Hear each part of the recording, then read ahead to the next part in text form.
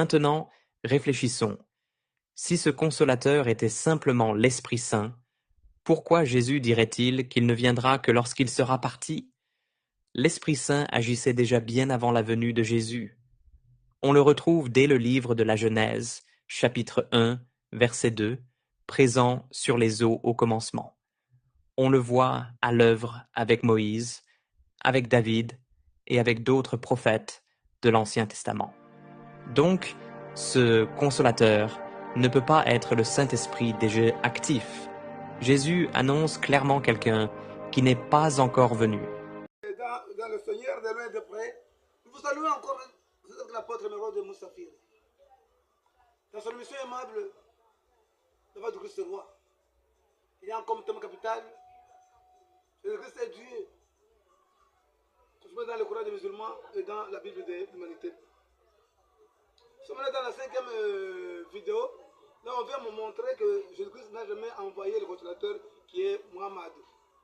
Je ne sais pas, il vient d'où. Il n'a jamais parlé dans sa vie de Muhammad.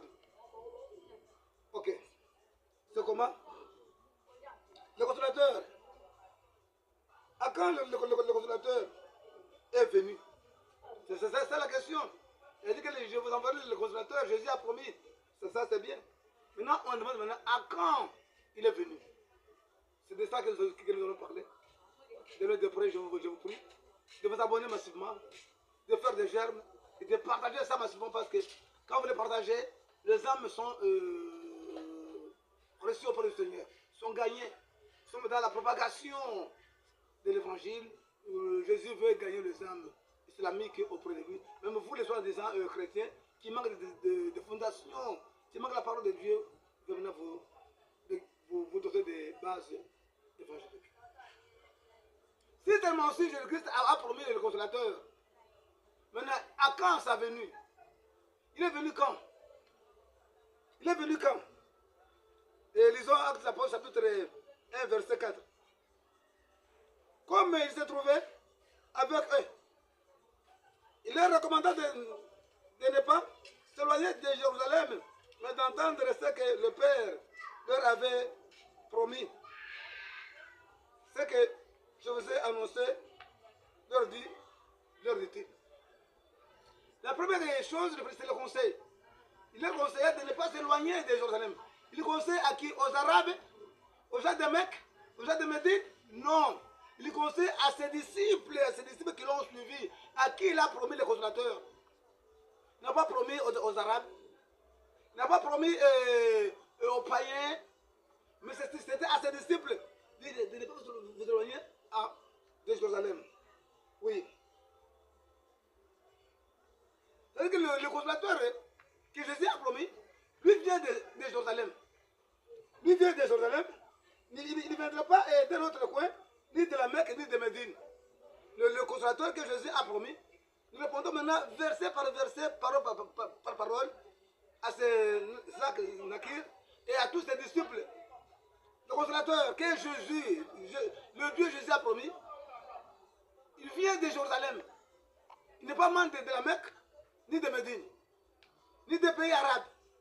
Mais lui vient de Jérusalem. C'est là qu'il dit non, attendez, c'est là où il va descendre.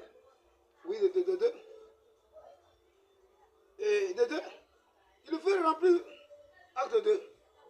Il y a acte 2, 1 à 4. Acte 2, 1 à 4. Les jours de la Pentecôte étaient tous ensemble dans le même lieu. Tout à coup, il vient du ciel un bruit comme celui d'un vent impétueux. Il remplit toute la maison où ils étaient assis. Des langues semblables à des langues de feu. Donc ils étaient dans le tournoi, dans une chambre appelée chambre haute. C'est là que le consolateur est descendu, dans la chambre haute. Or, Mahomet n'a jamais été là-bas. Même dans la chambre là, Mahomet n'a jamais vu ça, ni même entré. Et les gens étaient remplis, furent remplis. Le consolateur ici, c'est le Saint-Esprit. Il n'était pas rempli de Muhammad, parce qu'un homme ne peut pas remplir les gens. Le corps ici, de mon caméraman, jamais ne peut pas me remplir moi. C'est un esprit qui peut me remplir. Tous étaient remplis. Ils étaient au nombre de 120 participants. Tous étaient remplis. Et puis, toute la maison où ils étaient assis, des langues semblables à des langues de feu, leur apparurent, séparèrent les unes des autres et se posèrent sur chacun d'eux.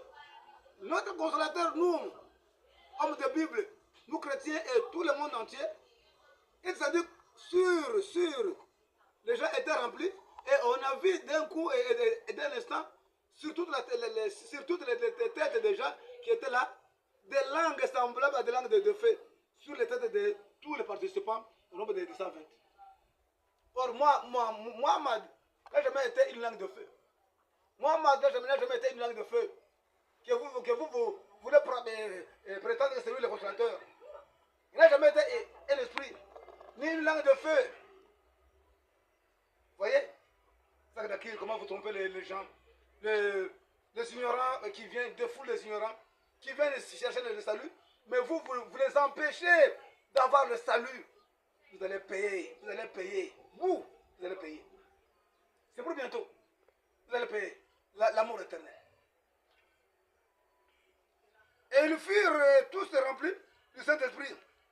Il est un peu fatigué. Ils disent qu'ils furent tous remplis du Saint-Esprit. Donc le consolateur, le Saint-Esprit, les a remplis. Mais si moi était le consolateur, comment il faut venir remplir les gens? Vous voyez? Tous furent remplis. Tous furent remplis. Tous furent remplis du Saint-Esprit.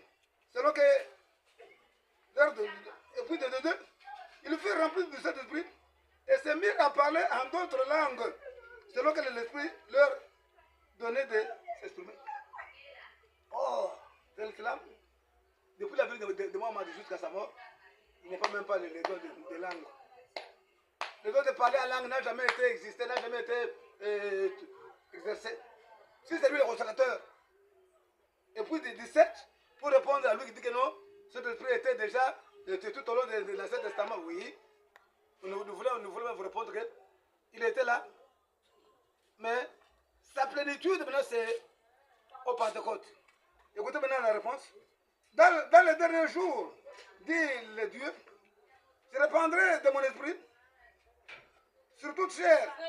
Vos fils et vos filles prophétiseront. Vos jeunes gens auront des visions et vos veillards auront des songes. Oui, sur mes serviteurs et sur mes servantes, dans les jours là, je répandrai mon esprit et ils prophétiseront. Je ferai paraître des prodiges. Voilà. Donc c'était un accomplissement de la prophétie. Le sens de Mahomet, ni la carrière de Mahomet n'a jamais été d'aucune de ces prophéties bibliques. Il n'a jamais été connu dans la Bible, il n'a jamais été connu. C'est un mensonge monstrueux que les musulmans naissent pour s'apparaître des âmes de Jésus. Et vous ne les aurez plus. C'est fini. Il a fait de nous des défenseurs. Oui. Et il fut rempli, oui. Pour le consolateur, Mohamed, il fut né. Pour le consolateur Mohamed, il fut né à Mecque, à Médine. Mais pour nous, notre consolateur est descendu. Les gens sont remplis du Saint-Esprit. Mais pour le consolateur Mohamed, lui est né. Il est né. Il est né à la Mecque, en l'an 570. C'est là où lui est né. Contrairement à notre consolateur, lui qui est descendu, lui c'est l'esprit. Et le deux, le consolateur, le Saint-Esprit, est descendu quel jour? Écoutez maintenant.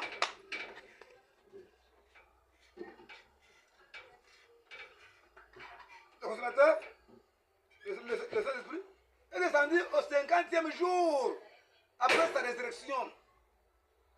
Il est descendu. C'est ça a eu lieu le Pentecôte. 50 jours après la résurrection de Jésus-Christ. Vous comprenez? Le consolateur qui est le Saint-Esprit est descendu au 10e jour après l'ascension de Jésus. 10e jour après l'ascension de Jésus. Vous voyez? Donc, ça n'a pas pris beaucoup de temps. Quand il les a promis, et le Saint-Esprit est descendu. Au 50e jour après sa résurrection, et au 10e jour après son ascension. Vous voyez? Tandis que le consolateur Mohammed, lui est venu 6 siècles après Jésus. Vous voyez que c'est rigolo, c'est fantomico-diabolico, les mensonges pyramiques des musulmans, que Zakir et les Abdoul et tout le monde marche par-ci par-là dans le monde entier, en train de brandir que c'est lui le consolateur. Parce qu'il manque de gens chevronnés pour les terrasser pour les renverser. Nous les renversons et nous les renverserons toujours. Parce que la vérité triomphe, c'est une lumière. Mohammed le consolateur est venu 6 siècles après. Et vous l'avez suivi, comme il a dit, 6 siècles après. Mais nous, notre consolateur est venu au 50e jour de sa résurrection. Et au 10e jour de son ascension. Jésus donc a fait 40 jours après sa résurrection, en train de causer avec ses disciples. Et il est monté. Et après sa montée, on a compté 10 jours, l'Esprit est descendu. Bien-aimé. Bien-aimé. De qui parle vrai? De qui parle vrai? Le Coran qui est venu 6 siècles après, ou la Bible qui est le commencement de toutes choses. Le consolateur Mohammed, lui, est né de père et de mère. D'un père pécheur, d'une mère pécheur. Le consolateur Mohammed est né à une femme qui a le sang souillé. Et notre consolateur, le Saint-Esprit, n'a ni père ni mère. Vous voyez? Vous voyez maintenant comment est le divorce? Vous voyez? Vous voyez comment est le divorce? Vous voyez comment est la séparation de la vérité et du mensonge? Vous voyez comment le mensonge est coranique? Oui. Oui. Le consolateur de l'islam n'est pas le Saint-Esprit, mais grand pécheur. Et puis, de deux, le consolateur lui-même n'a jamais été le Saint-Esprit. N'a jamais été le Saint-Esprit. Parce qu'il console les gens en quoi? Lui, Mohamed. Il console les gens en quoi? Il a consolé les gens en quoi? En quoi il a consolé les gens? Parce que le Saint-Esprit doit être saint. Or, Mohamed n'a jamais été saint. Comment? Et disons, Sorat Jin. Est-ce que les qualités de la sainteté qui est donnée au Saint-Esprit, c'est déniché à Mohamed? Il dit jamais. Il n'a jamais été à Mohamed. Ils disent Sorat Jin.